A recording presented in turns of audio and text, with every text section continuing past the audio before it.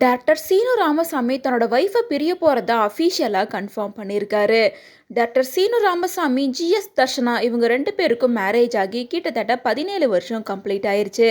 இந்த நிலையில் தன்னோட மனைவியை விவாகரத்து பண்ண போகிறதா இவர் அறிவிச்சிருக்கிறது பலருக்கும் அதிர்ச்சியை கொடுத்துருக்கு. டாக்டர் சீனு ராமசாமி பாலு மகேந்திரா கிட்ட அசிஸ்டன்ட் டைரக்டராக ஒர்க் பண்ணிட்டு இருந்தாரு. அதுக்கப்புறமா கூடல் நகர் அப்படின்ற படத்தின் மூலயமா டைரக்டராக அறிமுகமாக இருந்தாரு. மேலும் அவர் டைரக்டராக அறிமுகமான அதே ஆண்டு இவருக்கு திருமணமும் நடந்திருக்கு. அதை தொடர்ந்து தென்மேற்கு பருவக்காற்று, நீர்ப்பறவை, இடம் பொருளியவள், தர்மதுரை, கண்ணை கலைமானே, மாமனிதன், சமீபத்தில் வெளியான கோழிப்பண்ணை செல்லதுரை உள்ளிட்ட பல படங்களை டைரக்ட் பண்ணியிருக்காரு சீனு ராமசாமி. அது மட்டும் இல்லாமல் இவரோட எழுத்துல புகார் பெட்டி மீது படுத்துறங்கும் பூனை, காற்றால் நடந்தேன், மாசி வீதியின் கல் சந்துக்கள், கோயில் யானையின் சிறுவன் ஆகிய கவிதைகளை தொகுப்புகளை எழுதி வெளியிட்டிருக்காரு. இந்த நிலையில இவர் தன்னோட ஒய்ஃபை பிரிய போறதை அனௌன்ஸ் பண்ணி ஒரு போஸ்டை கொஞ்ச நேரத்துக்கு முன்னாடி தான் ஷேர் பண்ணியிருக்காரு.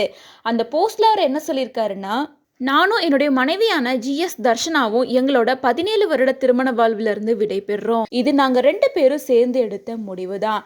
எங்களுக்கு உண்டான பாதையில நாங்கள் தனித்தனியாக பயணிக்க இருக்கோம். தர்ஷனாவோட செயல்பாடுகள் எதையும் என்ன சேராது, அதே போல் என்னோட செயல்பாடுகள் அவரையும் எந்த விதத்திலையும் சேராது, பொறுப்பாகாது அப்படின்றத நான் அறிவேன்.